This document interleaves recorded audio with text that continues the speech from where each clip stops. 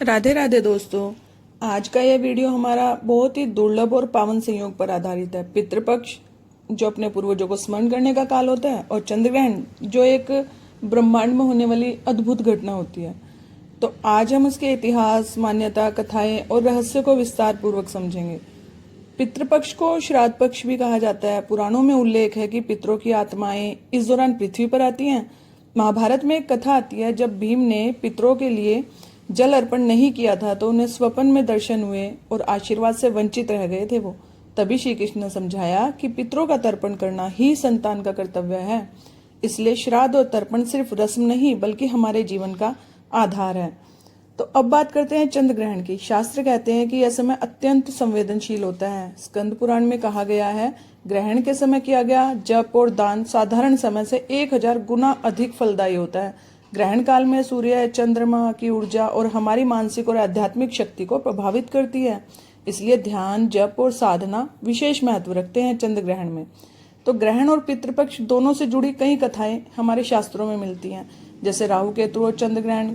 कथा है कि समुद्र मंथन के समय राहु ने अमृत पी लिया था, भगवान विष्णु ने उनका सिर काट दिया और तब से राहु केतु सूर्य और चंद्र को ग्रसित करते हैं। और रही पितरों की कथा, तो गरुड़ पुराण में आता है कि एक पुत्र ने पितरों का श्राद्ध नहीं किया था तो उसका जीवन कष्टमय हो गया, और जब उसने ब्राह्मणों को भोजन कराया और जल अर्पण किया तब पितृ प्रसन्न हो गए और उसके पाप कट गए। ये सभी कथाएं हमें याद दिलाती है कि हमें पितरों का सम्मान करना चाहिए और ब्रह्मांडीय नियमों का पालन जीवन में संतुलन लाता है।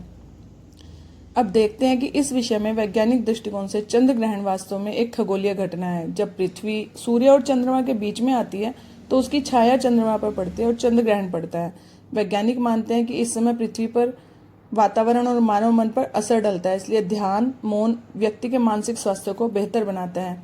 यानी कि शास्त्र और विज्ञान दोनों ही इस समय साधना और संयम की सलाह देते हैं।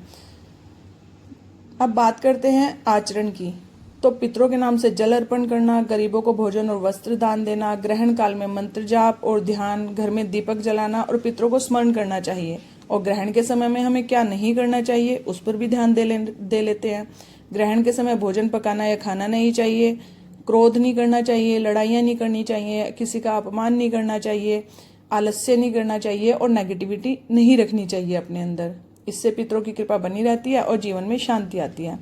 आज की भागदौड़ भरी जिंदगी में हम अक्सर अपने पितरों को भूल जाते हैं, परंतु पितृपक्ष हमें ये याद दिलाता है कि हम आज जो भी हैं अब वो अपने पूर्वजों की वजह से हैं। और ग्रहण हमें ये सिखाता है कि हर अंधकार अस्थायी और हर अंधकार के बाद उजाला जरूर होता है जीवन में। इसलिए यह संयोग हमें आध्यात्मिकता, परिवार और प्रकृति तीनों से जोड़ता है।